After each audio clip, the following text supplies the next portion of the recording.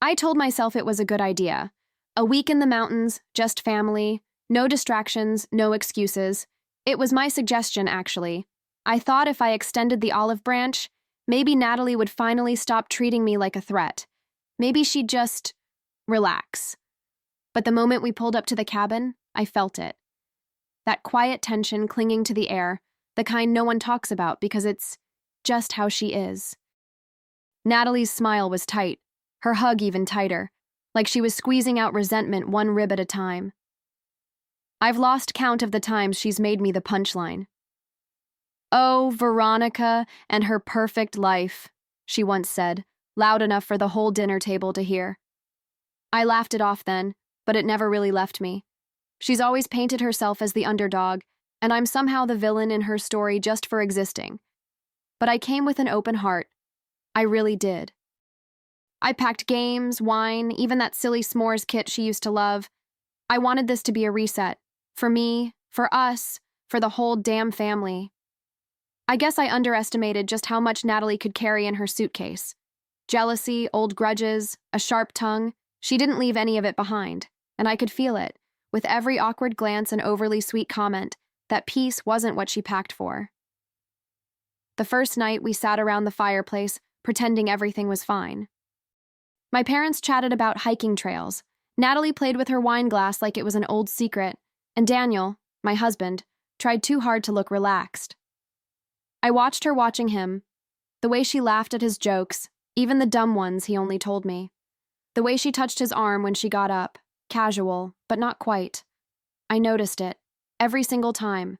I kept telling myself I was imagining things, that I was being dramatic, or maybe even paranoid. But I wasn't. I know the difference between warmth and something that burns. Natalie's eyes lingered too long. Her compliments felt like sugar with a twist of lemon. And Daniel? He didn't say much, but I saw how his shoulders stiffened when she got too close. He didn't pull away, but he didn't lean in either. That was enough to keep my mind spinning. Still, I didn't say a word. I smiled. I poured drinks. I laughed when I had to. Because when you're a woman like me, the strong one, the put-together one, you learn early on that peace is often just performance. And God, was I performing. Every muscle in my face ached from holding the act. But deep down, something had started to shift. I didn't know it yet, but I wasn't just trying to keep the peace anymore. I was beginning to measure the cost of keeping it. The days that followed were a blur of fake smiles and silent observations. I noticed how Natalie always managed to sit next to Daniel, how she'd chime in before I could finish a thought, how she made little digs masked as jokes, like, "Wow, Daniel, you've got patience. I'd go crazy if I had to color code my pantry too." Everyone laughed. I didn't, because I knew what that laugh really meant. It wasn't about pantries, it was about power. But I played along. I helped cook breakfast. I went on hikes. I let her have her moments. Because I wanted to believe this trip still had a shot at healing something. And maybe a part of me hoped that if I just gave enough grace, she'd finally soften. That she'd stop seeing me as competition. But envy doesn't care about kindness. It feeds on it.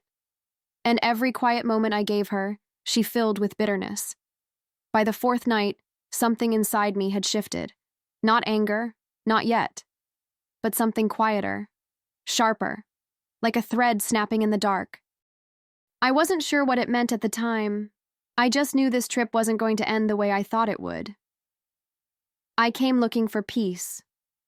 But Natalie came looking for something else entirely. It was supposed to be a quiet night.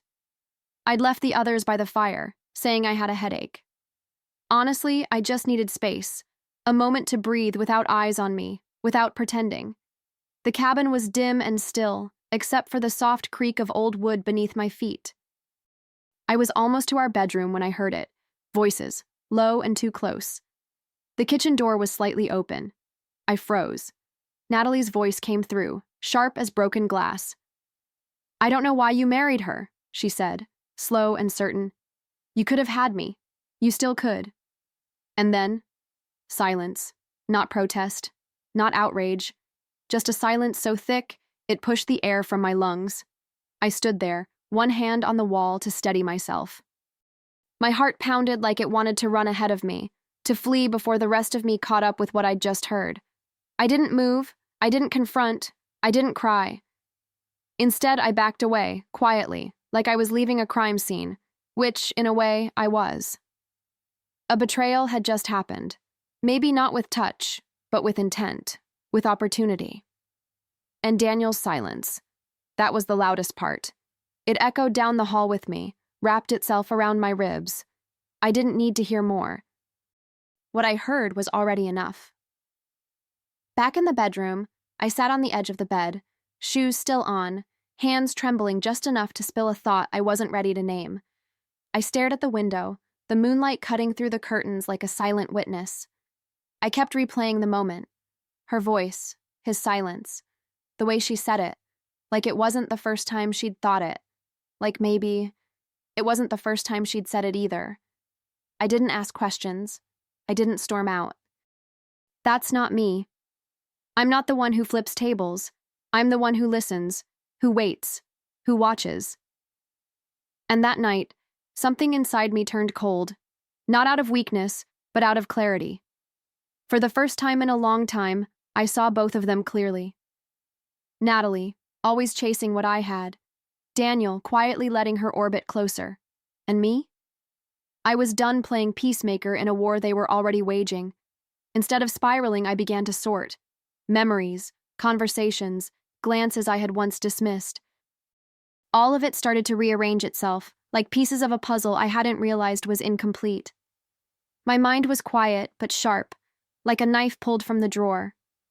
I didn't know what I was going to do yet, but I knew this.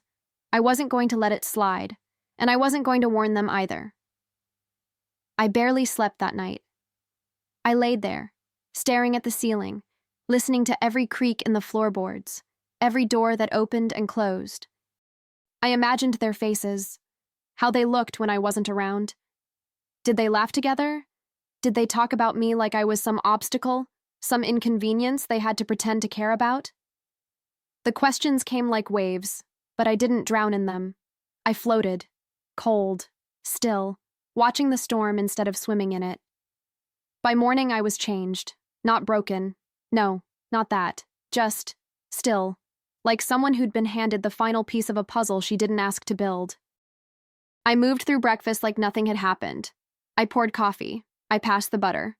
Natalie chirped her usual false cheer, and Daniel acted like he hadn't just betrayed the woman who chose him. I watched them both like strangers, because that's what they had become. And as I folded napkins and asked about hiking trails, a new thought settled in. I wasn't going to scream or cry or beg. I wasn't even going to give them the satisfaction of knowing they'd gotten under my skin. No, if they wanted to play quiet games in the dark, they'd picked the wrong opponent. I'd respond, not in whispers, but in a voice they couldn't ignore. The morning felt like theater, everyone playing their part, smiling on cue, pretending nothing was fraying at the seams. I slipped into the role easily, too easily, maybe. I asked Natalie how she slept. I kissed Daniel on the cheek. I even offered to make pancakes. And as I moved through the motions, I watched them both closely, the way you study a chessboard before you strike. Every word, every glance, every pause. I logged it all. Natalie was radiant in her performance. She laughed a little too loud, brushed imaginary lint off Daniel's sleeve, and kept slipping into his space like she belonged there. Daniel, to his credit, barely looked at me. But it wasn't guilt. No, it was something else. Like he'd already started rewriting the story in his head. A story where I'd become the distant wife, the cold one. The kind of story that justifies betrayal. He didn't know I'd already read the last page. I spent the day observing, not reacting. The way Daniel handed her a jacket when it got cold, without a second thought. The way she called him D like it was some inside joke. And the worst part?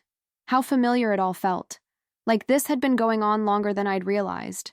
But I didn't flinch. I didn't break. I just tucked it all away. Every detail. Like ammunition. Because I wasn't looking for proof anymore. I was looking for timing. That evening, while they were outside by the fire pit, I stayed back under the excuse of needing a shower. My hands shook slightly as I picked up Daniel's phone from the charger, not from fear, but anticipation. I wasn't expecting fireworks. I was expecting silence. And that's exactly what I found. No messages, no calls, not a single trace of her. They were smarter than that, or maybe just cowardly enough to leave no written proof. Still, the absence spoke volumes.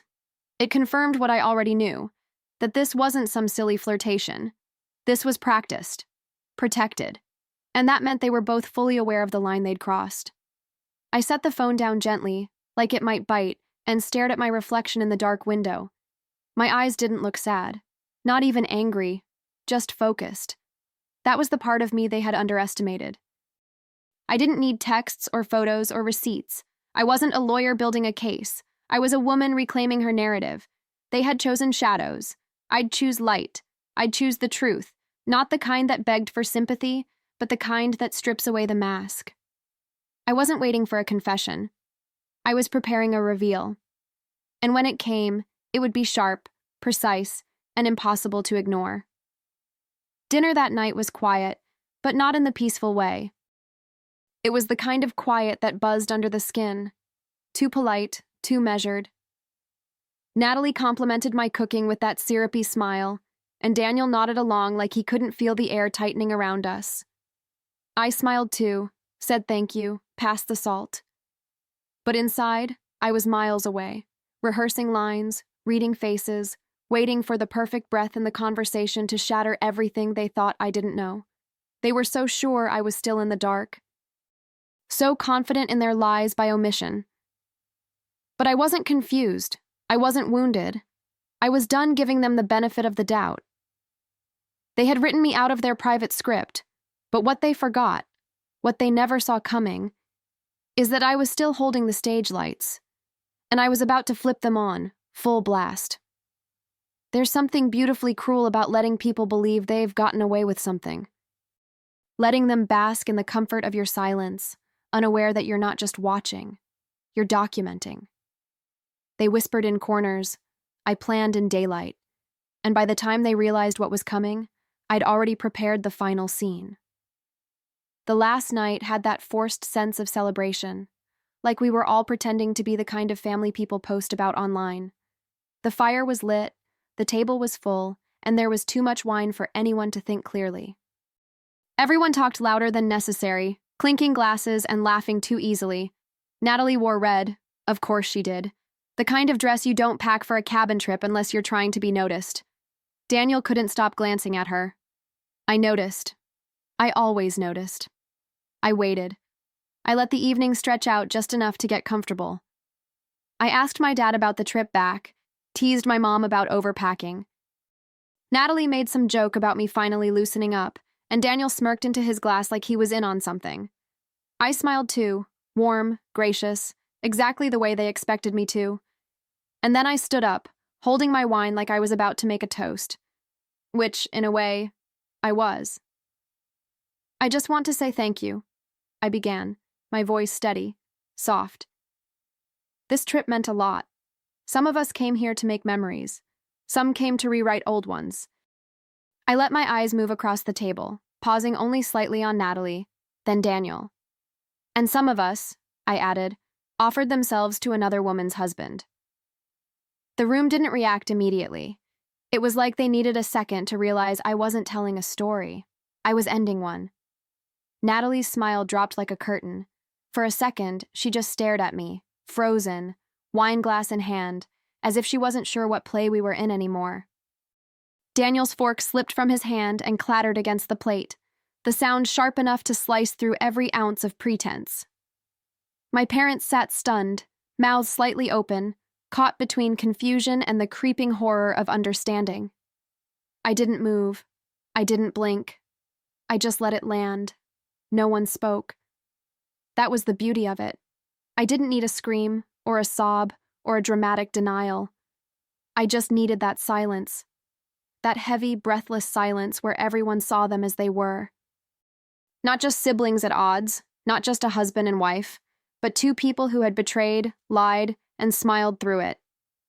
And me? I had simply turned on the lights. Then I reached into my bag and set a small recorder on the table. I pressed play. Just long enough. just enough to hear Natalie's voice echo through the room. You could have had me. You still could.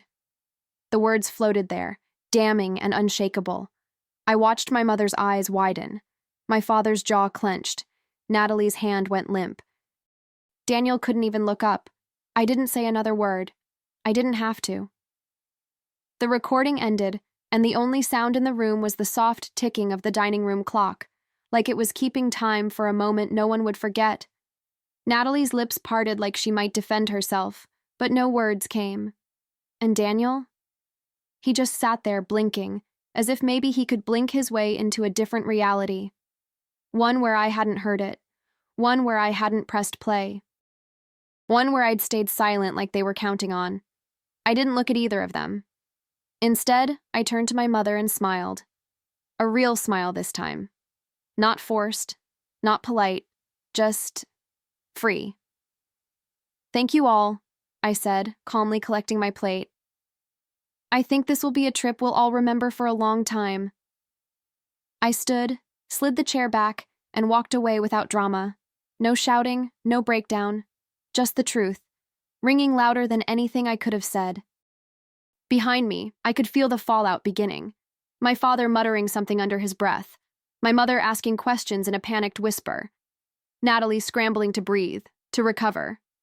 Daniel still frozen, drowning in the silence he had once used to protect himself. I didn't turn back.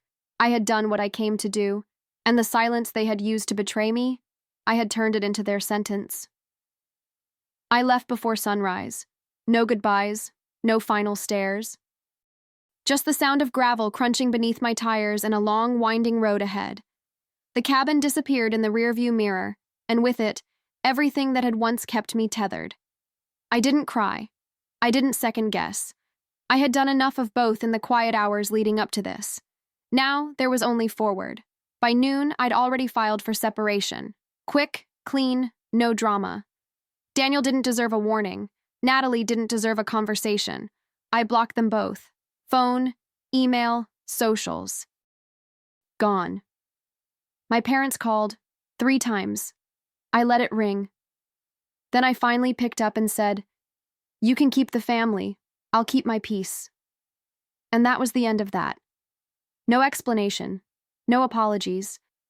I was finished explaining myself to people who only heard what they wanted to. It's strange how quickly silence can become sanctuary.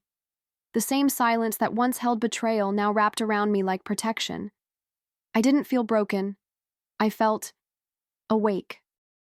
Like I had stepped out of a fog I didn't know I'd been living in. And in that clarity, something unexpected sparked. Not revenge, not bitterness, but the urge to speak, not to them, to others, to women like me who had smiled through the ache for far too long.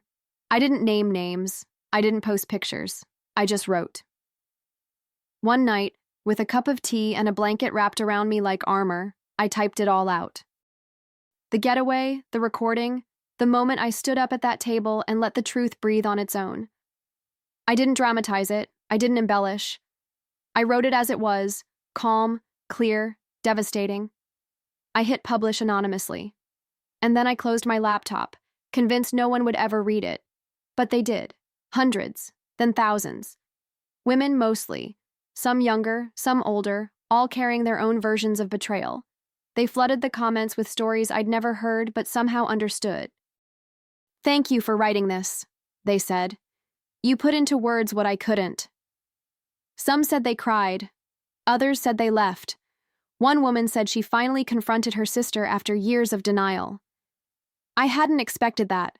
I hadn't expected to be seen. And in that strange digital chorus, something shifted inside me again. I realized I hadn't just escaped something toxic. I had turned it into something useful. I had peeled back the curtain not just for myself, but for others still sitting in the dark, waiting for someone else to say, "This isn't okay." I didn't just walk away from Daniel and Natalie. I walked toward something real, something louder than silence. I don't believe everything happens for a reason. Some things happen because people are selfish, because they lie, because they think no one's watching. But I do believe in choice, and I chose to stop shrinking. I chose to stop performing peace while bleeding inside. I chose myself, fully, unapologetically. And that's not something Daniel or Natalie ever saw coming. They expected rage or silence. Instead, they got a story. And the world listened. Occasionally, someone will send me a message, a stranger, a sister, a wife, saying, "I saw myself in your words." And I think that's the point. We live so much of our pain alone, quietly convincing ourselves it's not big enough to matter. But it does. And when one woman breaks that silence, it gives others permission to do the same. I didn't set out to be brave. I just refused to keep swallowing my voice. They tried to break me quietly, behind closed doors, with glances and secrets and smirks they thought I'd never notice. But I didn't shatter. I rebuilt. Not in the way they would recognize, in the way that made me untouchable. Because I didn't just survive what they did. I turned it into something louder, stronger, and mine.